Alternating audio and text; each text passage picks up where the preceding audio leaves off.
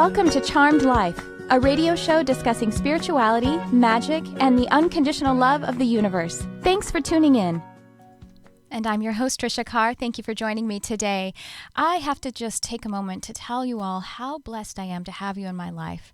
And I mean this in all time and space. If you are watching live right now, I can feel you. And if you're watching this in an archive or listening in an archive of any kind, I just want you to know that everything exists. Time is an illusion. We are just a sea of energy.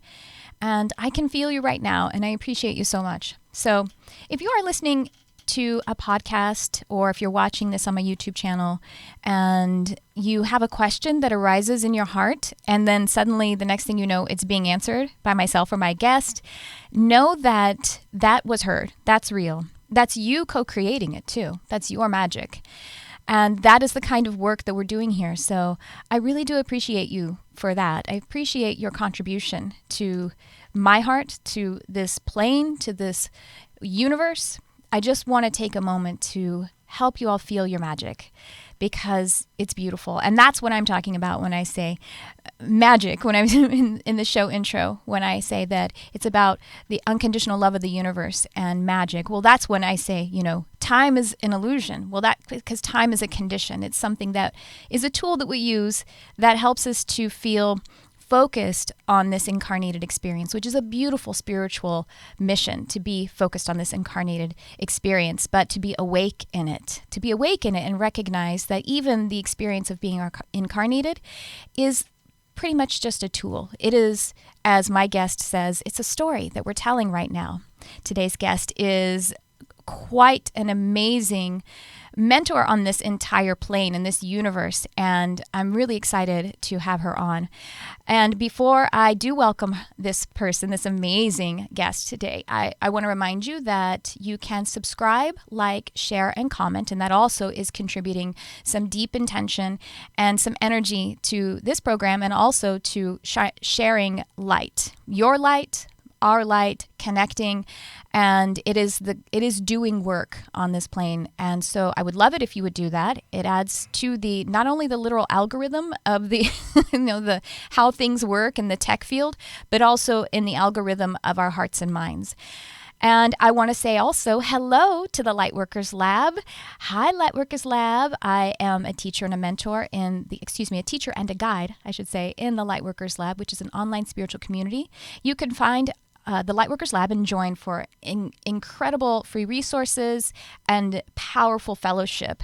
And that you can find it by going to Facebook and searching the Lightworkers Lab. It is housed on Facebook. It is absolutely free, and it's just an absolute dream come true.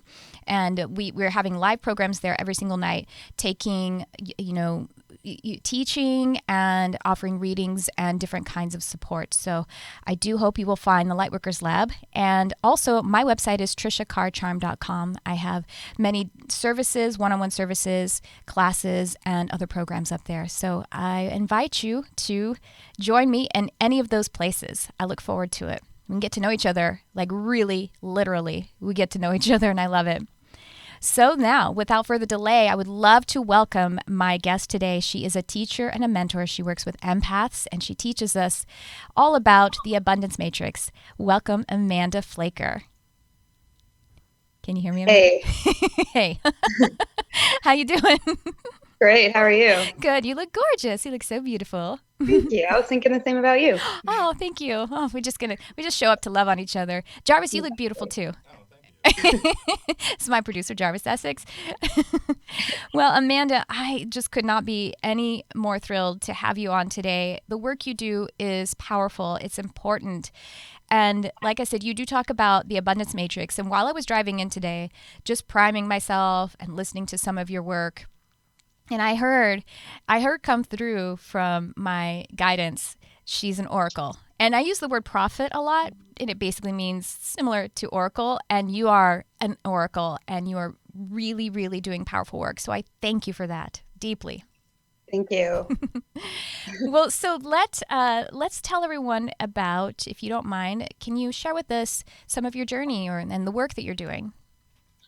Sure. My journey kind of started and not pre-planned or pre-thought at all. I didn't have any clue that necessarily I would be doing this, although from the time I was really little, I always knew that I would be doing something big, and I interpret it in a much different way than it ended up turning out. But I essentially, about probably 7 years ago, 8 years ago, I guess now, time just doesn't make sense to me anymore. But I just had decided that I was so done with everything that I had been doing up to that point. Like I just couldn't function in any sort of normal society or normal world, and all this sort of esoteric stuff and this internal world that I've had was always sort of hidden. I only shared it with a very few people, close friends. And I felt like always there was this internal world inside of me that nobody knew. Even my closest friends, even my family didn't really fully see it. And it just got to the point where it didn't work anymore. I felt like I was living a double life, but I also didn't know who I was. I was just really lost. And in some ways the most found that I've ever been. But what was happening is that I was just being taken out of the paradigm that I'd lived in my whole life, even though I always knew that wasn't my paradigm. There was never any time in my life that I felt like it was me. But I even think there was always such a deep sense of loneliness. And because I couldn't show who I really was, I didn't feel like I could. When I finally decided, like, okay, something has to change, because I honestly felt like I just wanted to not live anymore. It was just like, I have to die, or I have to be true to who I am. There's really no other option for me. Mm-hmm. And so I just started being honest. I just started being honest about who I was. I started a website. I started talking about it. And it was really difficult for me because I had no idea how deeply I had internalized other people's beliefs and thoughts, and how I had spent the majority of my life believing that it was my job to appease everyone and be what they need me to be, and truly wanted to make people happy. And so I would often in relationships just conform to whatever people wanted. And I could read people so well. I could read their innermost desire. So I would become what their desires were, and then so that I could be loved. And then in the end, I just felt more alone than ever. And so I thought, well, who am I really? Like, who am I inside? What are my true, authentic desires? And I realized that I didn't know. I really had no idea, because I had just internalized everyone else so deeply. And it was a lonely experience when I first woke up, I guess you could say. And for me, it wasn't, I feel like I've been awake my whole life, but I feel like what I would call waking up was just me coming out of the closet in every way. And just being authentic with the fact that most of what I've just gone along with, I didn't actually really believe, including my upbringing in religion. And I just finally had to just be honest. And I knew if I'm not honest, that whole saying, the truth will set you free, is so true, even though it was painful, because I did lose friends. And it was uncomfortable for people for a long time to see me doing, and for a lot of people, just like, what are you doing? Like, what are you talking about? Why aren't you doing normal stuff? What are you doing? And it was really interesting, because it was like, wow, I really have hidden this for so long, so deeply inside of me. But yet the people who truly did love me and know me not only stood by me, but were like, yes, it's so powerful to finally see you step into who you are and just say your truth and be authentic, even if to everyone else in the world it's weird or stupid or heretical. Or, I mean, I've literally had run the gamut in not just with friends, but with family and strangers.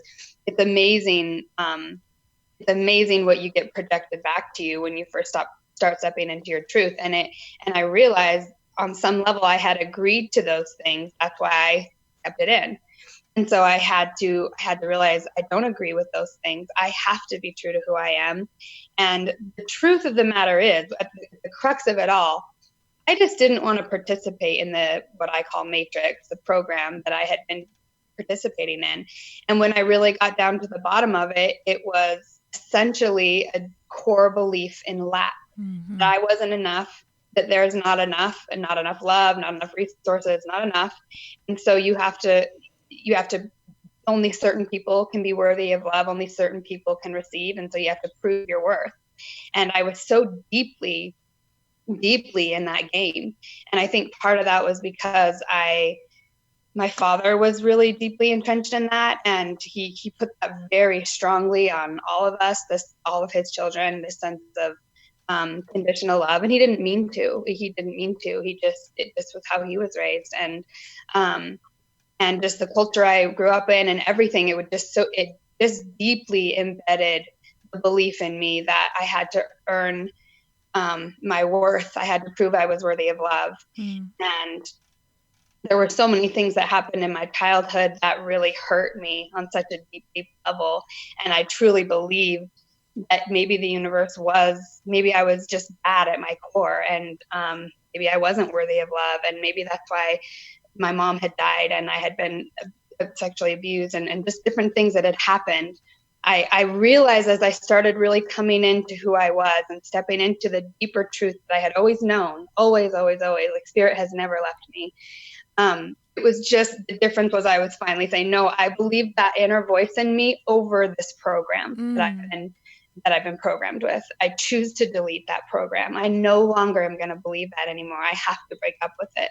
I'm not going to believe what I felt like my dad told me. I'm not going to believe messages that I got from being sexually abused. I'm not going to believe the messages I received from my culture about worthiness. I know that it's not true. And so stepping into that, as I've been doing that more and more and more, and it's not like I never had, even when I was Christian, I was very much alive inside, but I still succumbed to the Christian world and the Christian culture. And I realized that I was still stuck in that for the same exact reasons I felt trapped in any other reality in the world, is because unless you say certain words and agree to certain things, you're not accepted. And I realized even in that, when I came out, in my Christian friends, in the sense of at a core level, I don't believe exactly what you believe. And it was okay, well then we have nothing to relate on anymore. And so all that to say, lack to me is a belief in conditional love and a belief that there's not enough. And I think as simple as it gets, that is as simple as it gets when it comes to my truth, the truth that has been setting me free versus the truth, the program that enslaved me most of my life. And as I've been stepping out more and more and more and more, and getting more comfortable and more secure in what I believe, and realizing that I'm not, that yes, I did lose some friends, and yes, it did cause some intensity for a while. Overall, it's actually set me free. And not only me, but members in my family have followed as well. And so that's sort of been, I don't know if I went too far with that, but that's kind of the journey and in terms of how it's been such a deep emotional one for me. And I've always been really sensitive and emotional. And so it hasn't, I don't really honestly feel like it's been easy, but it's definitely been worth the freedom that has come through just saying no. I just absolutely on every level cannot function anymore in that reality, and I won't. Yeah, you're singing our songs. Yeah, I relate to so much of that. I remember when you're talking about really feeling almost disowned from yourself, disowned from absolutely everything. And I remember going to counseling one time and saying to the counselor, I feel like I speak a different language than everyone else in the world. And the counselor said to me, well, you do, because you're really, like, the way the metaphor she gave me was, there's like a bell curve of how people kind of behave and experience this life, and you're like way off the bell. You know what I mean? Like, your experience is really different than most people's. And I was like, I don't know if that's a compliment or a condemnation. Right. Depends on who's saying it and what their intention is, I guess. I could feel it inside myself, but one part of me saying that's a compliment, another one saying that's a condemnation. Because Yep, exactly. And not knowing who, that just that feeling of abandonment and alone, because when as an empath or as a really sensitive person, and you're placing your focus upon outside of yourself, and so you literally have abandoned yourself, and you're the only one who can actually be there for yourself. That's who you're missing. Yep. And so now that's what I realized. Yes. More than anything, I would say that what I realized is that what I had done most of my life is bypass my needs. I felt like if I could make everyone around me happy, then I would feel good, because I could feel everyone. I could feel, and I'm the youngest of a lot of kids, so I could feel my siblings, and there was a lot of trauma and a lot of pain. And so I remember even from the time I was very little, just wanting to soothe the situation, just wanting to just do that soothing and find out, okay, how can I shift the dynamics to be more harmonic? And when you do that your whole life, and it's a survival mechanism, and it becomes perpetual, it becomes automatic. And so it's not that that's wrong, but when you bypass yourself, it got to the point when I first started just tuning back into me, I was just stunned at how long it took me to get to what my true desires were, or what my true thoughts were, or my true emotions, my authentic. I was like, I never considered myself an inauthentic person, but I thought, wow, I didn't even realize I was inauthentic, because I just program myself to meet everyone else's needs. It's like you become so small inside yourself. When you first start, like when I first started tuning in, it's almost like I had to take a microscope to be like, where is she? Who is she? Like, so exactly. Like I'm a little BB inside my experience. Yep. Yeah. That's such a perfect analogy of it. But exactly how it feels. You just stay there, and you'll find that BB shows up and you can find her, and it's so miraculous. The causal plane is so miraculous. You place your awareness there, and it grows exponentially. And it's much easier than trying to create create a baby or something like that, a physical being. Exactly. We can find who we truly are by just that beautiful subtlety of intention. I have to tell you something. I'm also the youngest of a fair amount of kids. I have 3.5 older sisters. There are 4.5 of us.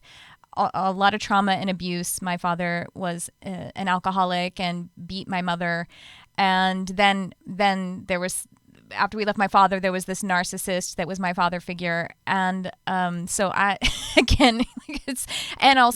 came up in Christianity. I was very, very much into fundamentalist evangelical Christianity. That because I was I'm a spiritual seeker from day one, and that was the only paradigm that was offered me. And I did have a lot of spiritual growth, a lot. And I was connected with my inner being, but then there's all that dogma and there are all the limitations, and it just became a matrix that was too small for me. So I had to leave it. And that was scary, right? How scary was that? Oh, yeah. Really scary, because same for me. I've always felt like Jesus has been and still is my main guide, and not just guide, but I feel like, especially as an empath, like I think he was the ultimate empath, and just such an example of what it is to overcome a program. And but the same thing. It got to the point where I just felt like Christianity was too small, and I went on a mission. I spent time in Italy on a mission trip with a huge Christian organization, and so I was pretty deeply involved. And so it was hard for people when I came out. It was really hard for them to see me as sort of leader in that space and then shift out of it. But it came down to, it's too small. Like I'm growing, and this is, I feel like even saying I'm a Christian, which technically speaking, you could probably say technically I am, because I actually literally believe that Jesus died and was raised from the dead. So, but I don't even like the word Christian, because as soon as you say it, Jesus wasn't a Christian, nor were his disciples. That wasn't a word that they used. That was a word that people called them.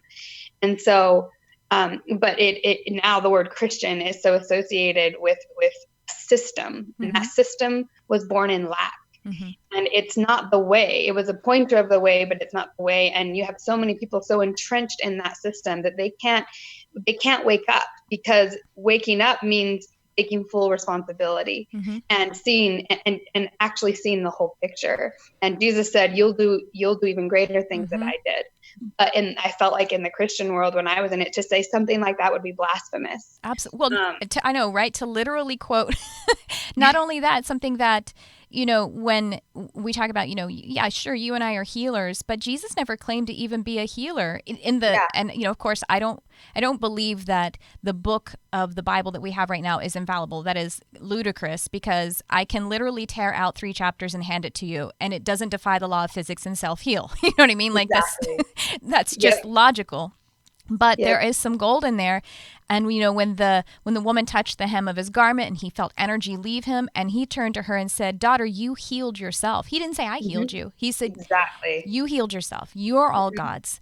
And so I agree. And also this word Christian, or the modern Christian church, is something that was created by system about 300 years after Jesus was off of this planet. And it was calculated by Constantine, and this Bible that we have now was calculated and translated so that we could take out certain truths as a way to actually control the masses. In a way, like, it's not, maybe there was a bit of, you could say on the bright side, maybe there was a bit of responsibility there, that they were trying to say, hey, these people need help, and so we need to give them something. But ultimately, it was asking them to place their sovereignty without, which is exactly what we're talking about. It's what we did. How's she feeling? How's she feeling? How's she feeling? We forget how to ask how she is feeling. The first she. Exactly. It's serving the system, letting the system be your master, rather than letting your heart be your master. So, yeah. And I remember growing up, because I grew up in Utah, and my family was Mormon for a while, but I was never baptized Mormon because my mom left before I was 8, and you get baptized when you're 8. But my dad was a fundamentalist more. It's a kind of a long story, but my parents were polygamists. And when my mom came out of it and divorced my dad, I was really young, but my dad was really in the church. He was one of the 12 apostles of this break-off church from the LDS church. And my uncle came into town to kind of help my mom get away from him, and he's the one that introduced her to Christianity, kind of born again Christian sort of idea. And so I mainly grew up in that. But I grew up watching my uncle and my dad literally screaming in each other's faces over who had the truth. My dad saying Mormonism is the only truth, and my uncle saying Christianity is the only truth. And I remember as a child watching it and thinking, you're both assholes. But neither of you, neither one of you, Jesus would not do any of this. That's what I thought. I remember thinking, neither one of you are following Christ right now. And it's just, you're bringing war to the family. And I saw it from the time I was very young. I'm so sensitive to that type of arguing over who has the truth. I have no tolerance for it because of how I grew up. And even as a kid, it started unwinding for me. I remember just being in Sunday school lessons and thinking in my mind, that's not right. That's not right. That's not what Jesus did. That's not what he said. And so my inner guidance was always telling me that, like you said, there's great things in it. And I'm so grateful. I wouldn't change it. I wouldn't change anything about how I grew up. I wouldn't change anything about my experience in Christianity. But the best thing I ever did was drop the title of Christian. That set me free. I agree. And it's interesting that we're talking about this. I didn't even expect that we would be talking about this, but apparently it's what Jesus wanted. Exactly. Jarvis is also an expat. He's an expatriate of the church, so he's with us. But I actually was just thinking about it last week, and feeling like, I'm a Christian, and then I'd be like, no, because that word doesn't really mean what I mean when I say Christ consciousness, and Jesus as a master guide for me is my heart. You know what I mean? So the word just doesn't make sense. So, and you know what? Early on in my sort of awakening, metaphysical opening, whatever process, and I had, I left the church when I was about 20 or 21 or something like that. And when I left, I sort of took with me, but I own everything that was real about it. And so I would still pray sometimes in the same language because it worked for me. And in a way, it's like now the way that I meditate, there are certain things that I do that cue me to be in connection. It's a kind of energy treating upon the self. But I kind of like left it. And then I started to adhere to this paradigm or this matrix basically of beliefs about how anything that is spiritual overtly is a crutch, And so I definitely put a lot of that away. Anything that was the gold that I may have gotten from Christ consciousness.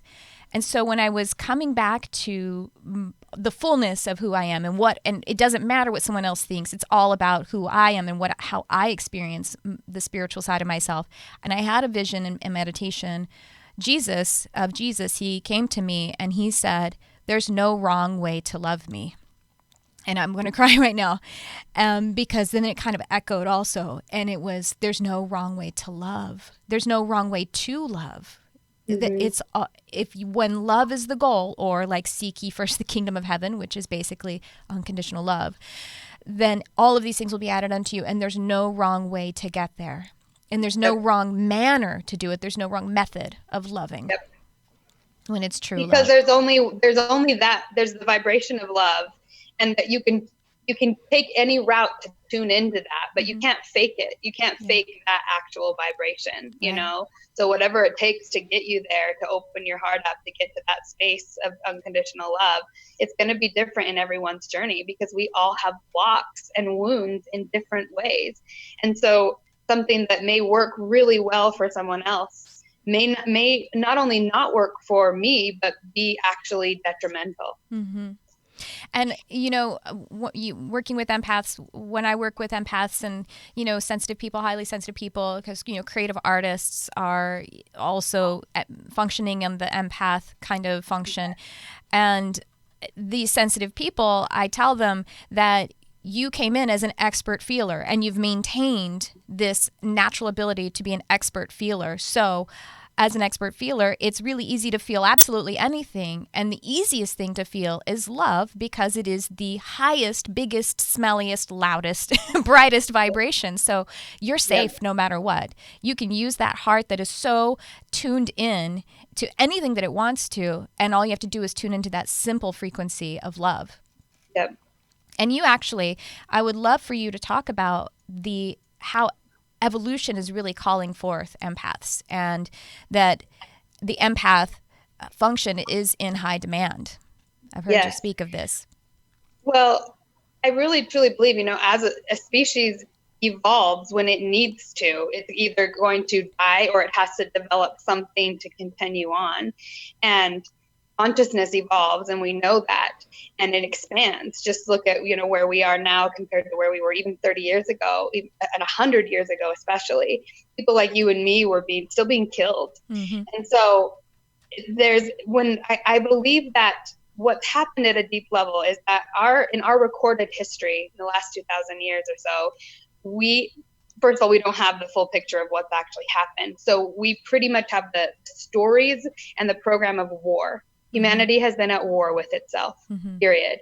And Jesus came in at a very crucial time to show one of the most important messages, which is the only way to overcome war is through love. You have to love your enemy, because if we keep playing this eye for an eye game, we're going to destroy ourselves because we're the same. I'm you and you're me. And so I believe that the reason why humans at that time couldn't really access the knowledge of our connectedness is because from a consciousness perspective, they really weren't as finely tuned to the heart because the heart was broken. The heart had been completely shattered, the human heart. And so the heart's been slowly pulling itself back to itself, its wholeness. The heart will always seek to be restored because we will not function. We are only functioning subpar without our hearts, without our fully restored hearts. And that's why I think it's crucial that one of the very first public things Christ ever said was when he read from the scroll of Isaiah, and he said, "The Spirit of the Lord is upon me because he has sent me or anointed me to heal the brokenhearted, set the captives free, release from prison those who sit in darkness." In other words, heal the heart. Yes. It's time that we heal the trauma that's happened. And so that's when it sort of first began. And since then, we've been having empaths incarnate. Jesus, I don't know that Jesus was the first, but just one of the ones that we know in our recorded history. Sure. Empaths coming in to restore the heart, because the wound has to be witnessed. And I think when we don't understand what we are, how we function, it's so confusing. It's just like, why do I feel everything? It seems like it'd be so much easier if I could just turn it off and go on, just do what everyone else does, just sort of ignore the wound. But as an empath, you can't. And by very nature that you can't ignore the wound means that your whole soul purpose starts orienting around that. Because if I'm going to function and thrive in this world, I have to care about my heart. And when I care about my heart, I'm caring about the heart of everyone, because I'm feeling everyone. I'm connected to everyone.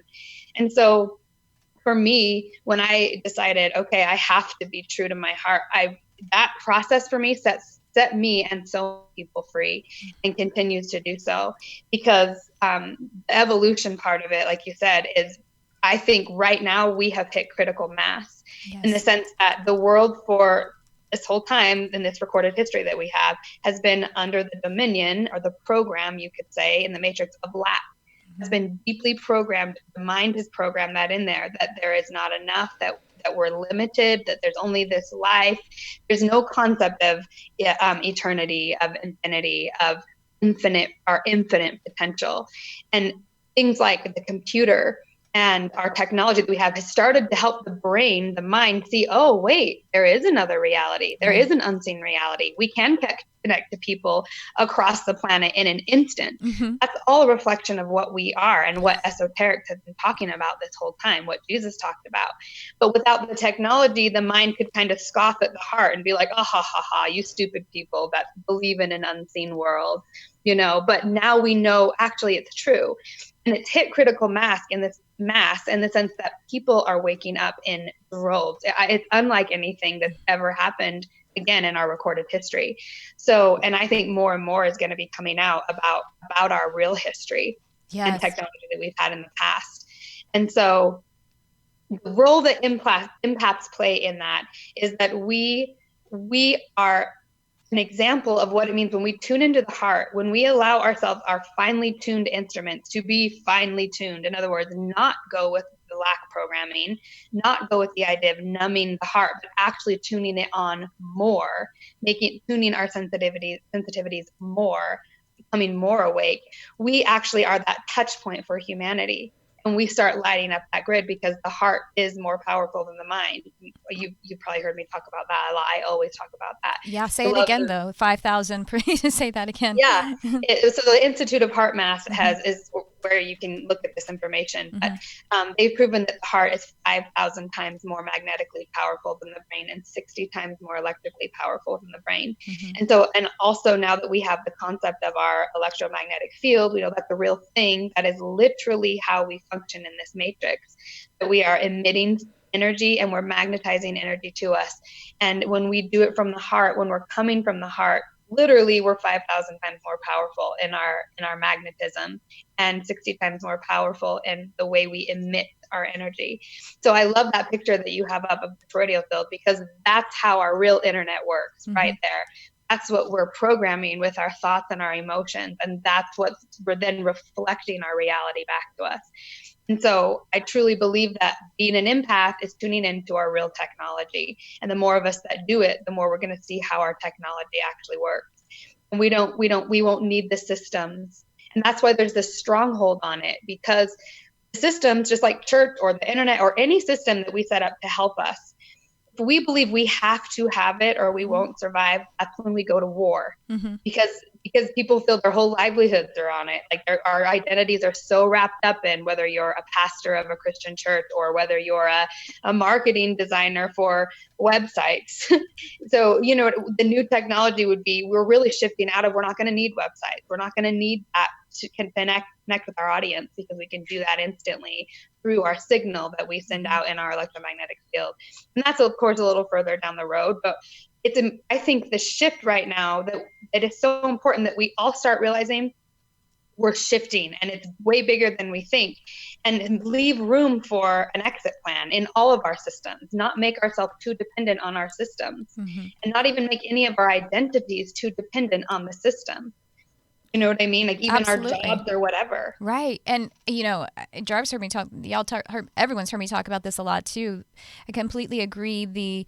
What's interesting about our technology is that we created it to remind ourselves that we are that. Yes. It's kind of ludicrous to think, well, telepathy isn't possible, yet we can communicate just in an instant by sending an email or a voice message. We created that tool. We actually, so we are the Lord of it. So then obviously we can do that without the tool. And this is something I always talk about too, is like you're saying, being dependent upon the system. I always say that all of these things are a tool, and we're supposed to use tools and then put them down. But when we have the tool use us is when we become sick. And you say that's when we hit war. Much like our empathic abilities. Our empathic abilities we're supposed to be using, but without the understanding of how they function, then they use us. And it is exactly like having an autoimmune disease of the emotional body. When the body has an autoimmune disease, the immune system attacks itself. And that's what empaths need to understand, that we use our empathic abilities. And something else is interesting I'm thinking about is the insidiousness of how the matrix, the lack matrix, would tell us that we shouldn't be extending compassion to ourselves, but because self-compassion is confused with something like self-pity. Self-pity, and there's a distinction there, actually, it was just last week, Archangel Raphael told me there is a distinction between self-pity and self-compassion. In self-pity, we don't take responsibility for ourselves. We're victim-oriented. Self-compassion is taking responsibility and loving ourselves through it, loving ourselves through the healing, standing witness to that wound that you're talking about. Yes.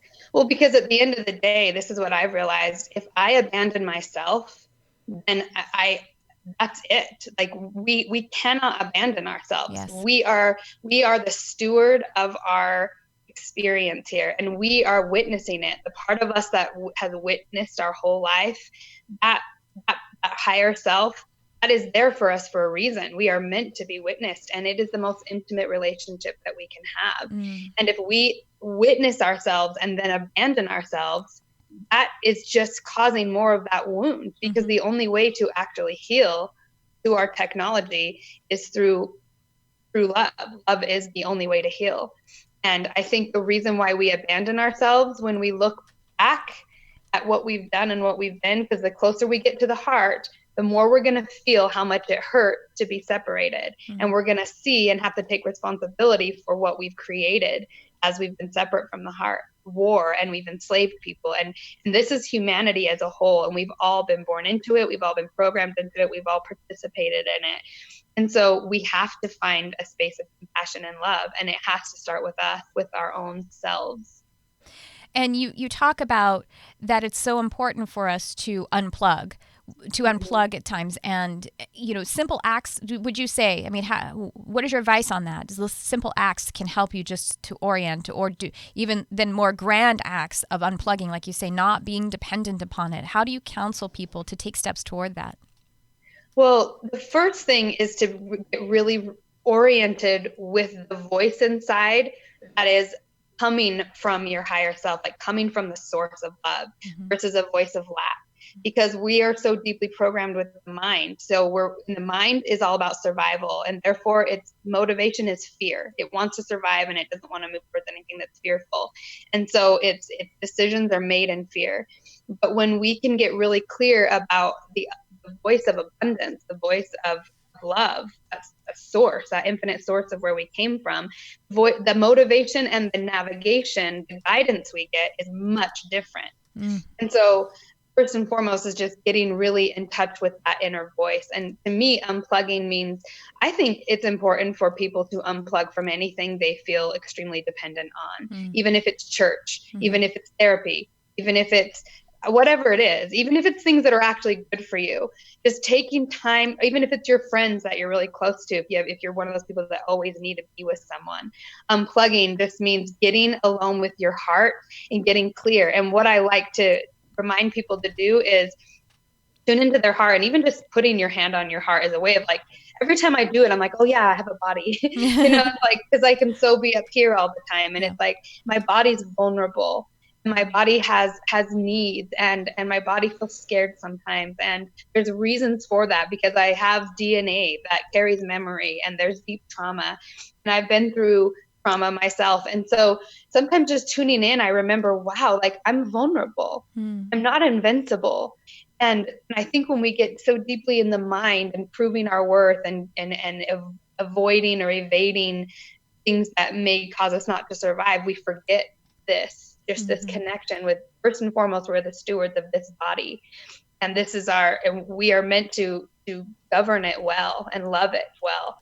And so unplugging in that way just means just unplugging from anything that distracts you, from your heart, from what's going on within you. Because anxiety and fear and all those things that a lot of us feel right now, because there's a lot of shifting, it needs to just be soothed. Ignoring it is not the answer. Right. And I think that's one of the issues with a lot of the teaching in the spiritual movement when it comes to like being positive all the time. There can be this bypassing of our actual needs, which is just as detrimental as putting yourself in harm's way.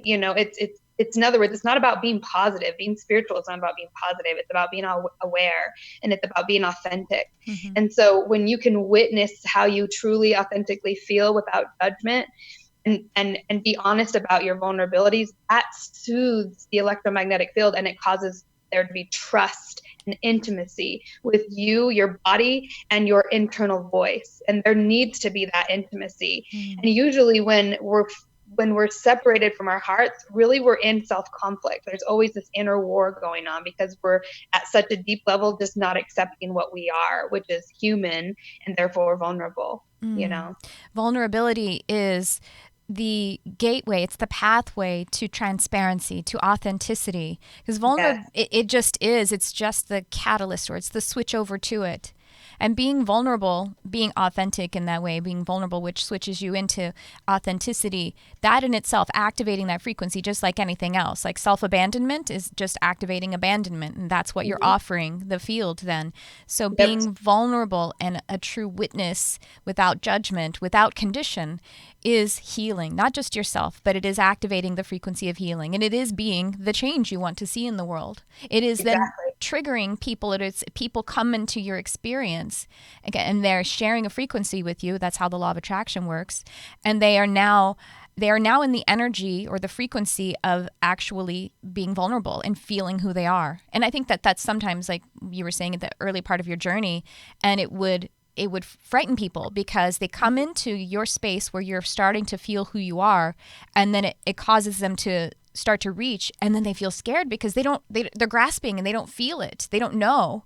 And so that's why they reject it, because they haven't made the decision to reach inside. So then when they're in the frequency of you reaching inside, then they get scared. And they're like, but wait, I've been trusting on reaching without. And that's where the safety is. That's what, who the president is, and who, you know what I mean? Like what kind of laws are in place. That's safety. And I have to fight about that and put all of my energy in that, because that is the big daddy that is going to take care of me, not me.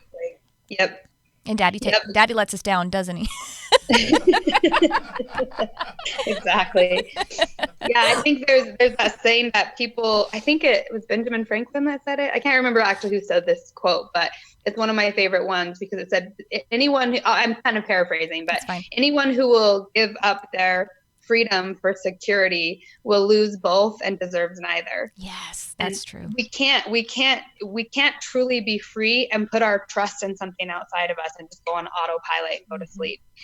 That's appealing and comfortable if you don't want to have to take responsibility for the human experience, for your emotional field, and being honest about what you're creating. Because so often when we just ignore what we feel, Oh, I love that you found the quote. It was Benjamin Jarvis is good like that. I love that.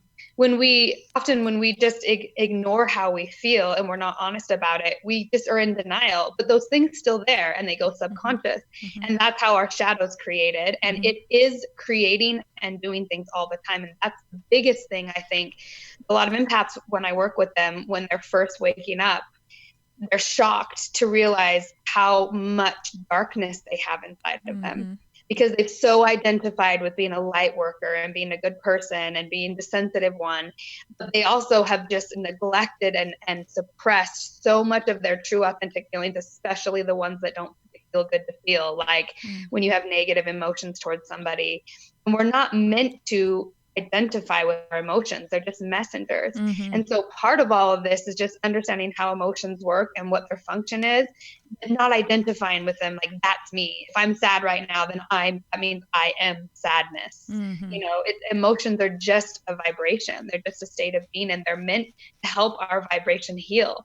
They're meant to show us. The reason why we feel emotions is because the only way we can discern where we are in relation to where we want to be.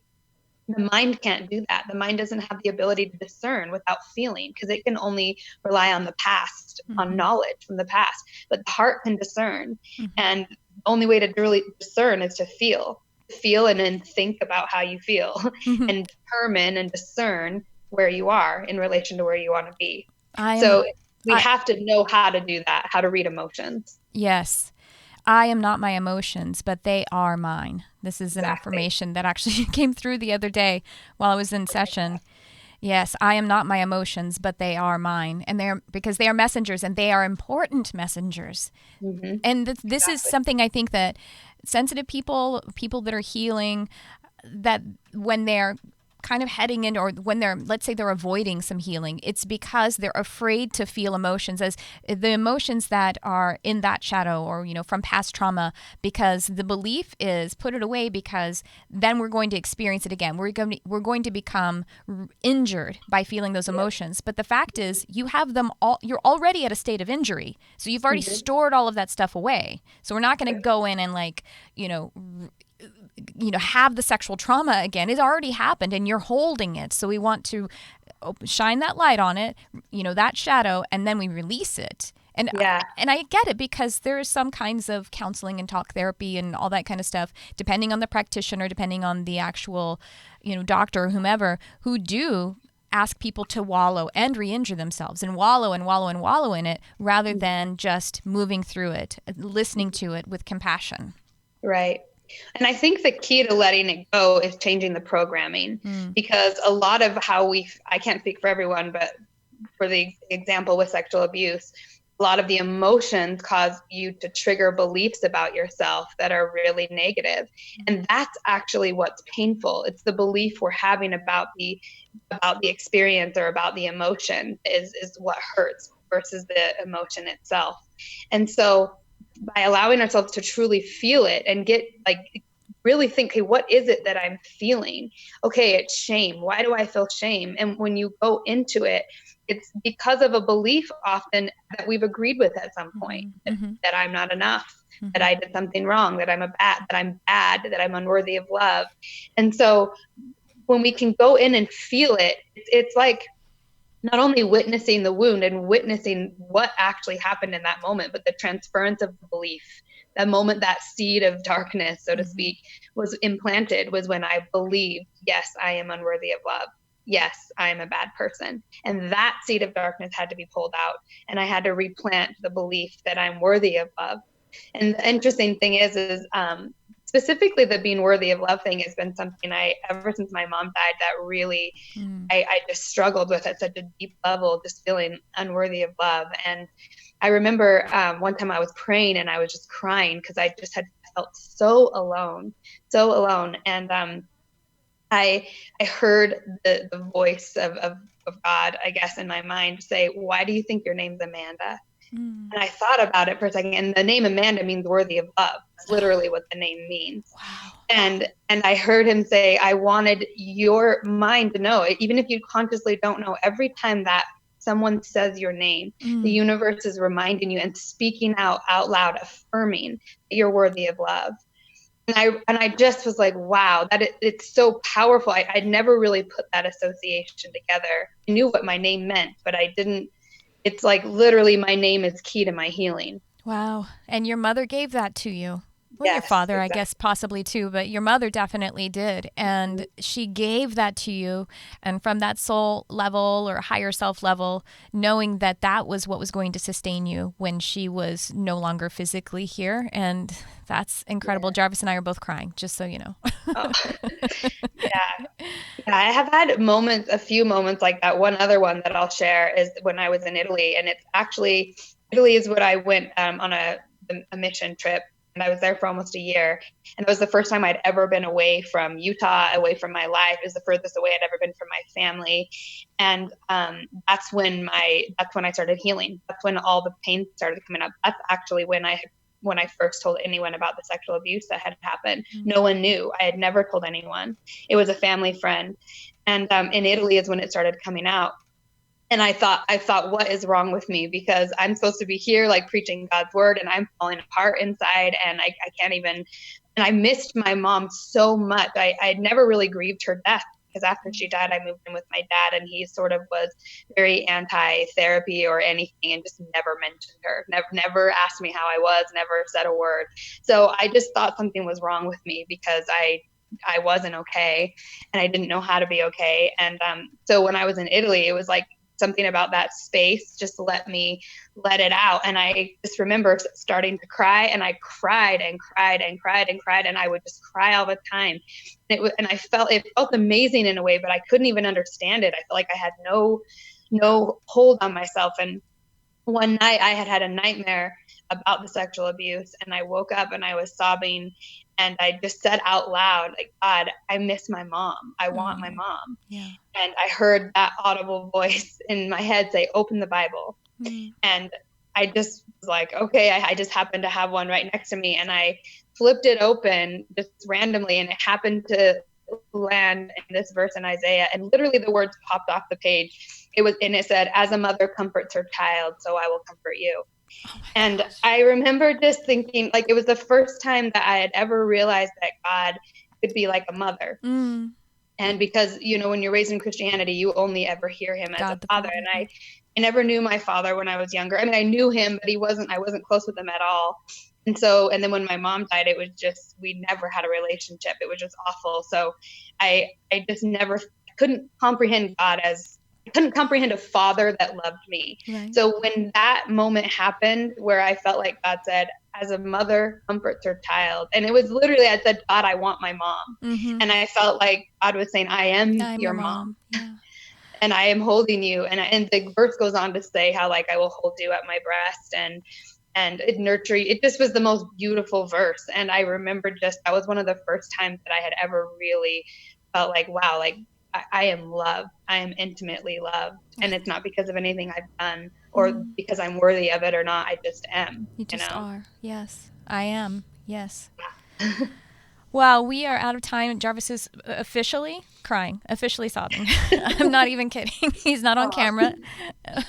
But and I am trying to hold it together too. But that authenticity, that vulnerability that you're sharing with the world, this is why this is evidence, this is witness to the fact that you are an oracle, and all of us have this power in that beautiful heart that we all have. That is the frequency that we own. So Amanda Flaker, this has been so amazing, but can you let people know how they can get in touch with you? And, thank you so much. I would love to have you back because this is so powerful. Yeah, this has been really fun. Thank you so much for having me. My pleasure. So I have a YouTube channel. You can find me on YouTube if you just Google Amanda Flaker. I talk a lot about all my stuff. That's a great picture. Yeah, but I also have, my website is abundancematrix.org, and that kind of goes into the essence and the essentials of it all. And the main point is make a conscious decision to break up with lack and choose abundance, because we're the ones programming this matrix. It's not meant to be our master. Amen. And we are officially out of time, but I feel called to just say a prayer in this moment together. If you guys would join me, just extending so much gratitude and appreciation for the time that we are spent together this day. Thank you so much for the ability to feel our own hearts and to know our own light, because it is the light of God. And we say thank you and amen. Amen. Thank you. I've loved it. Thank you so much. Thank you so much, Amanda Flaker. And again, I do hope that maybe we can do this again sometime. Let's do it. I would love to. I feel like we could talk about so many different things. I know, like for hours and hours. Yeah, definitely. All right. Well, and thank you everyone for joining us today on Charmed Life. I will see you next time. Thanks for tuning in. I love you, whoever you are.